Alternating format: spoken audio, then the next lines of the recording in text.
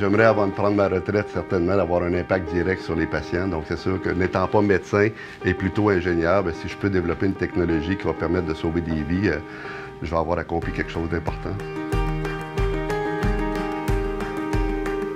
Si on consulte les dernières statistiques de la Société du cancer, on se rend compte que le cancer du foie primaire est la 6e cause de cancer et la 2e cause la plus mortelle. Et c'est aussi le seul cancer au Canada qui est en croissance.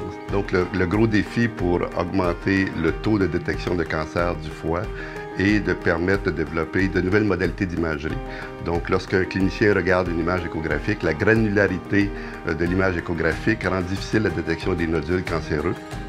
Alors nous, on développe des nouvelles modalités d'imagerie qu'on souhaite éventuellement voir implémentées sur des scanners cliniques qui peuvent permettre d'avoir un meilleur contraste, donc des images qui permettraient de rehausser l'apparence des tumeurs cancéreuses du foie.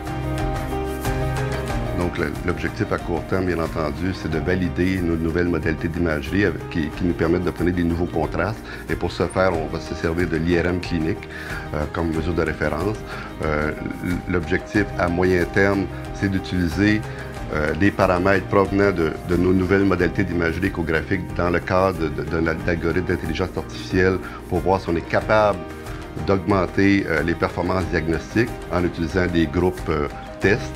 Et le dernier objectif, bien entendu, c'est de voir si on ne peut pas réduire le nombre de cancers non détectés présentement en échographie.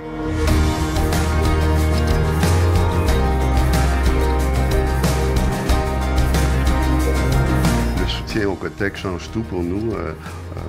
On avait d'abord tenté les organismes fédéraux standards de financement et on n'avait pas eu vraiment de succès.